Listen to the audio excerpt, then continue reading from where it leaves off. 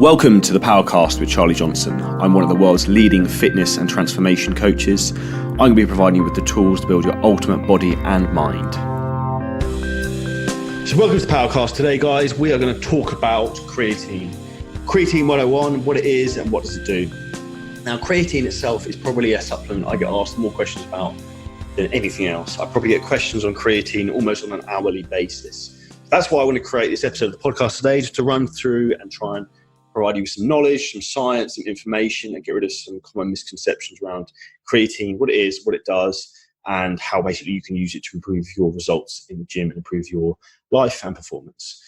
So firstly, creatine is the number one supplement for improving performance in the gym that is fully researched and backed up.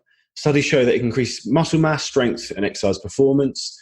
From my own personal anecdotal experience, I would agree with that 100%. It's something that definitely does work. And the best thing about creatine is there is no negative side effects. So creatine is a natural substance that you have within red meat. You have a lot of it in your diet already if you're eating a high protein diet, eating a lot of meat sources.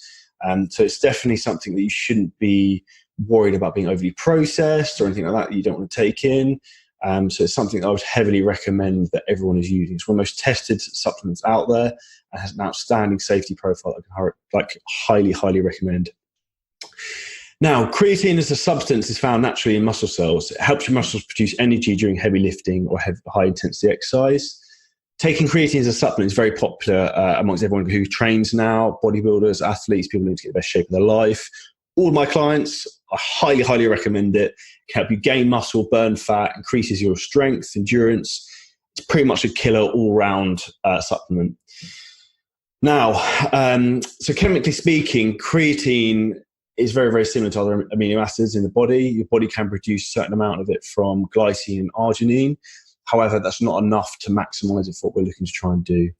And your body will have a natural store of creatine, which will obviously, as we discussed, will come from meat stores. And it will be influenced by your own body's natural hormone levels like testosterone and IGF-1. And it also can be affected by the amount of exercise you do, the amount of muscle mass you have. So that's some factors that can show up. In terms of creatine, 95% of it is stored in muscles as phosphocreatine. The other 5% is found in your brain, kidney, and liver, which might be some interesting facts that you might be aware of. It's essential for your body to basically function, so it's something your body needs. Now, when you supplement, you increase your stores of phosphocreatine. This is a form of stored energy in the cells, and it helps your body produce more of a high-energy molecule called ATP. Now, ATP is often called the body's energy currency. When you have more ATP, your body can perform better during exercise. So therefore, the better we can perform during exercise and training, the more of an adaptive response we can produce from our body, the better the gains and results we can get in the gym, which is ultimately what we're looking for at the end of it. Creatine also has several cellular processes that lead to increased muscle mass, strength, and recovery. And obviously, if we can increase our muscle mass and strength, we can increase the amount of muscle damage we're going to create when we train. Therefore, the ability for creatine to help in terms of recovery will make a big difference in terms of increasing the muscle mass we can add into our frame. So that's some brief breakdowns on creatine. Now, the additional stores of creatine that your body can take in from the supplements we take in from additionally when working out will obviously help your body produce more ATP, which will be our key source of energy when we're training. There's some other benefits involved with creatine which can help in terms of our gains in the gym. So there's a gene hormone called myostatin, which basically we can lower by using creatine. Now, myostatin basically inhibits new muscle growth.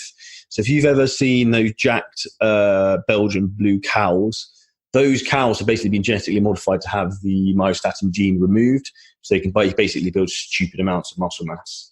So that's one of the positive side effects. It also helps reduce protein breakdown, which can help increase muscle mass, increases cell hydration. So basically we can get more like that pump feeling people go on about with creatine, get more fluid and hydration into the cells, get more the muscles fuller. Now, talking about cell hydration, a lot of people get a bit confused in this respect and they get very concerned that creatine is going to make them hold water and be bloated. Now, that's not something I would agree with at all. From my own anecdotal experience, like having competed a couple of times and gotten shoot lean many times, I've always used creatine constantly. Creatine has had absolutely zero effect at all when making me retain water. So that is something to get out of your head. Do not be concerned about retaining water with creatine use. It is fine. It will not make you into a watery mess. If you think you're getting watery and holding water, chances are you're probably eating too much food and it probably is gaining body fat. That is probably more the reality. Now, in terms of other benefits of the creatine use that we are going to be getting from taking this, the fatigue prevention is one of the big things that we're going to be looking for. So if you're training, you should be able to get a few extra reps out in each set. You should be able to increase the amount of force you're producing. And there's also some anti-inflammatory effects from creatine. So with less inflammation we have in the body, the better we're going to be in terms of a health perspective. So there's a lot of studies to show that actually taking creatine daily, just from a health perspective, is very good for you for the anti-inflammatory side of things, because it has a reduction via pro-inflammatory cytokines. So that is something to be aware of from a non-performance basis. But last big improvement in terms of creatine, which is why I always recommend to take intra-workout, is using, it helps with carbohydrate utilization. So it basically enhances glycogen synthesis, so the amount of carbohydrates you can uptake. So I always recommend with clients to take their creatine just on training days within a workout period. So I'd mix it with, say, myself, 45 grams of carbohydrates. I'd mix with my creatine and I'd consume that whilst training. Now, the thought process of this is that when you're training, you're increasing basically the amount of blood in the muscle cells, and you're also almost like opening the gateway for nutrients such as amino acids, creatine, carbohydrates to push into those cells, which will help obviously have an anabolic effect, anti-catabolic effect, improve performance. All the good things we're looking for. Now, when you're in a relaxed state, you have 12% of blood in circulation within the muscles. When you're training and pumped, that goes up to 77%. So if you think about this logically, this is the window of opportunity to fill your body with creatine, amino acids, and carbohydrates. On top of that, there's also the opportunity then, whether we've discussed that the creatine increases glycogen synthesis, that again, there's going to be another added benefit of adding creatine at this point. This is why timing of using supplements like creatine does make a big difference. I wouldn't necessarily recommend having a loading period. Like you see on a lot of labels that you need to load creatine for a certain period. That's not something I would necessarily recommend. So in terms of using creatine, I personally would recommend a minimum of 5 grams intra-workout to be taken. So as I said, I've already mixed that within my intra-workout carbohydrate drink. However, I have been trialing on myself recently, increasing this up to between 10 to 20 grams intra-workout, and it's working very, very well. I've had no negative side effects. And interestingly enough, like the first point of call that came to me about why to try the higher dosage of creatine intra-workout, using myself as an experiment. So I'd like to try things myself first before recommending to anyone, including my clients. I went on a seminar with Milos Sarcev. Now, he highly recommended using creatine, and he recommended using it at higher dosage. So I said to him, look, like science research shows you should use 5 grams intra-workout. And he said that's BS, because the studies that these creatine research has been done on are not on trained individuals who are 100 kilos holding a lot of muscle mass. They're done on the average population. So therefore, you've got to think, if you're holding an extra 15 kilos of muscle on someone, chances are you're going to be able to uptake an awful lot more creatine than that person. So, for example, I would recommend with most of my male athletes, I will look to have them with slightly higher creatine than, say, someone who's a woman. So if, for example, I was comparing myself to my wife, I weigh nearly 100 kilos, my wife weighs really 50. Us both using 5 grams of creatine makes no logical sense, bearing in mind that I have double the body weight of her. Therefore, chances are my minimum uptake of creatine is going to be double the amount that she can take in. So what the thing I'd like you to take home from this is that try things yourself, see how you feel, go with your own anecdotal experience.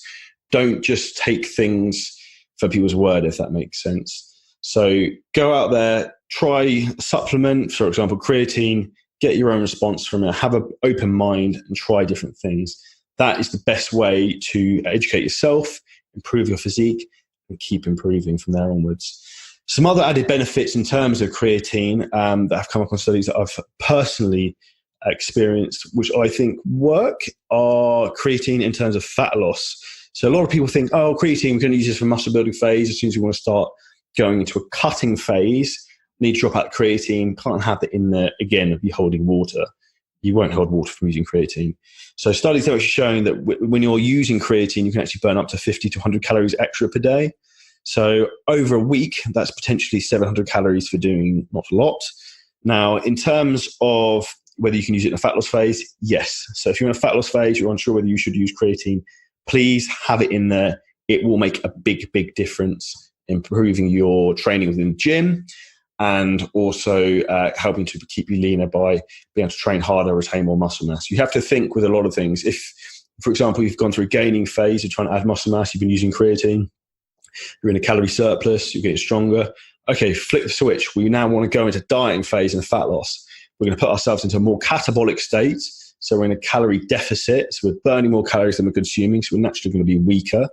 And then we're also going to remove creatine, which is the stored energy within muscle cells that helps us produce more force.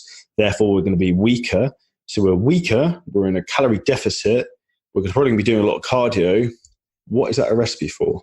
Muscle loss. What do a lot of people complain about when they diet? Is they lose a lot of muscle mass.